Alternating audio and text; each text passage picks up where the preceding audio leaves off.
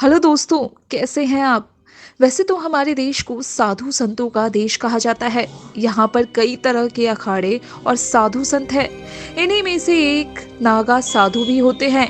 ये साधु जंगलों और बेहद एकांत जगहों पर अपना जीवन व्यतीत करते हैं।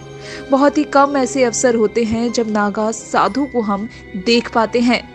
ये साधु निर्वस्त्र रहते हैं। इन साधुओं को अक्सर कुंभ मेले या फिर किसी बड़े धार्मिक स्नान के दौरान ही देखा जा सकता है। महिला नागा साधु भी इसी दौरान देखी जा सकती है। तन पर धुनी की राख, माथे पर तिलक और चेहरे पर तेज की अग्नि। नागा साधुओं का ये रूप और उनकी दुनिया बेहद रहस्यमयी है। नागा साधु आदि शंकराचार्य द्वारा स्थापित विभिन्न अखाड़ों में से ऐसे साधु होते हैं जो हमेशा निर्वस्त्र रहते हैं।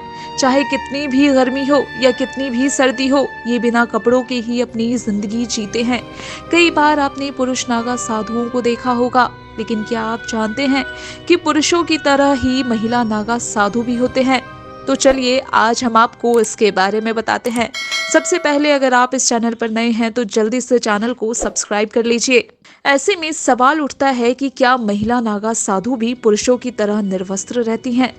महिला नागा साधु बनना इतना आसान नहीं होता। इसके लिए इन्हें कठोर परीक्षा से होकर गुजरना होता है।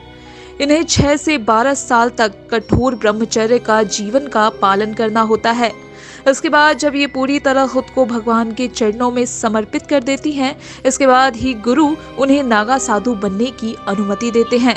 नागा साधु बनने के लिए उन्हें खुद अपनी जीते जी पिंडदान करना होता है। इसके बाद उनके सिर का मुंडन किया जाता है और फिर स्नान के बाद विधि विधान के साथ महिलाओं को नागा साधु बनाया जाता है। नागा साधुओं की तरह महिला नागा साधु भी बेहद कठिन जीवन व्यतीत करती हैं, लेकिन ये पुरुषों की तरह निर्वस्त्र नहीं रहती। महिला नागा साधु अपने तन पर सामान्यतः एक गेरुआ वस्त्र धारण करती है। महिला नागा साधु सिर्फ एक ही वस्त्र पहन सकती हैं और ये वस्त्र सिला हुआ नहीं होता। इस वस्त्र को गंती कहा जाता है। इसके साथ ही वो हमेशा माथे पर तिलक धारण करती हैं। महिला नागा साधु बनने के बाद इनका पूरा जीवन ईश्वर को समर्पित हो जाता है।